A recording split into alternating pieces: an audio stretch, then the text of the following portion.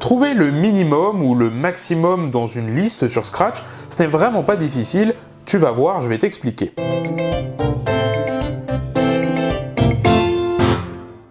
Salut, aujourd'hui je vais t'expliquer comment trouver le minimum ou le maximum dans une liste sur Scratch. L'algorithme est vraiment simple, il faut juste maîtriser les listes et maîtriser aussi les variables parce qu'évidemment on va en utiliser. Alors je vais te montrer déjà l'algorithme pour trouver le minimum dans une liste. L'algorithme pour trouver le maximum est quasiment le même, d'accord? Je vais te le montrer juste après, mais tu verras, il n'y a quasiment pas de changement. En tout cas ici, voici le script pour trouver le minimum dans une liste. Bon, premièrement, j'ai défini une liste ici, tu le vois, avec les nombres 5, 3, 9, 4 et 7. Le but pour mon script, eh bien, ça va être de trouver l'indice du plus petit élément, d'accord? On ne cherche pas le plus petit élément, mais on cherche son indice. Donc ici, le script est censé me renvoyer 2. Alors je vais cliquer et tu vas voir, ça m'affiche bel et bien 2. Alors comment j'ai fait?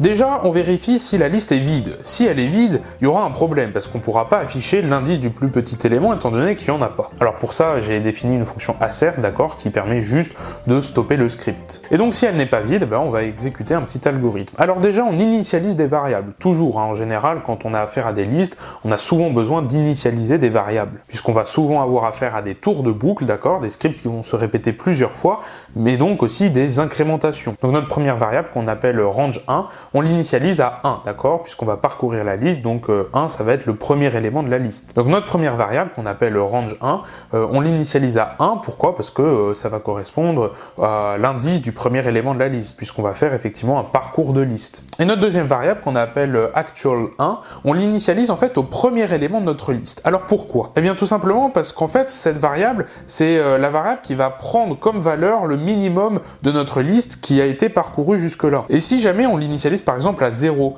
et qu'en fait le minimum de la liste c'est 2, eh bien en fait on va jamais remarquer que 2 ça sera le minimum de notre liste parce que notre variable justement qui va vérifier si c'est bien le minimum, ben, on l'aura initialisé à 0. Et donc à la fin, ben, ça va nous afficher 0 puisque 0 sera entre guillemets le plus petit élément qui aura été parcouru, même si en réalité 0 n'est même pas dans la liste. Alors on pourrait mettre cette variable à un nombre extrêmement grand, sauf que bon, bah, ça suffirait pas parce qu'on pourrait toujours trouver un nombre encore plus grand. Donc pour être sûr que notre variable va prendre à un moment donné la valeur du plus petit élément de la liste, eh bien il faut l'initialiser à un des éléments de notre liste, n'importe lequel. Alors pour le coup ici on choisit par pur hasard, hein, le premier élément de notre liste. Une fois qu'on a fait ça, bien, on va faire un petit parcours de liste, donc on a une boucle répétée, longueur de input fois, alors input c'est le nom de ma liste, d'accord, et donc on a besoin de répéter un certain nombre de fois, bah, combien de fois? Bah, tout simplement la longueur de ma liste. Et donc ce qu'on fait à chaque fois, à chaque tour de boucle, c'est qu'on vérifie si l'élément qui est en train d'être vérifié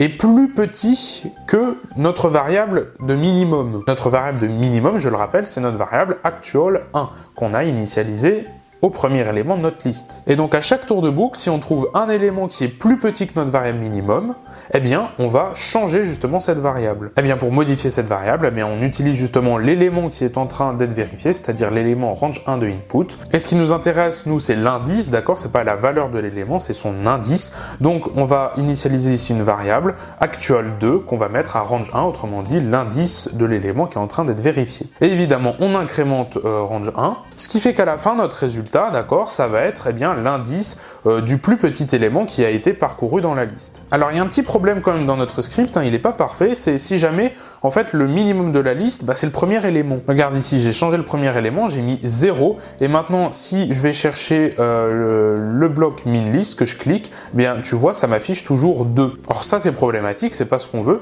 Donc en fait ce qui manque ici c'est l'initialisation de notre variable actual 2. On l'a pas initialisé en fait au départ juste avant le parcours de liste. Et donc voilà, je viens de corriger mon erreur. Ici, j'ai initialisé ma variable actual 2 à 1. Et là, cette fois-ci, si je clique sur min-list, tu vois, ça m'affiche bien 1, autrement dit, l'indice du plus petit élément qui est donc 0. Pour la fonction maxList, eh bien, c'est exactement le même principe, d'accord? C'est la même chose. La seule différence, c'est qu'ici, au lieu d'avoir un strictement inférieur, je vais avoir un strictement supérieur. Mais sinon, c'est exactement le même principe. On parcourt la liste, d'accord? On initialise évidemment notre variable, cette fois-ci, de maximum.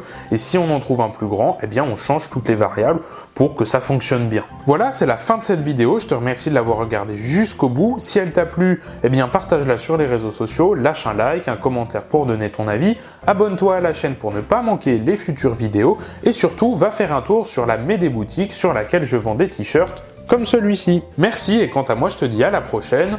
Salut!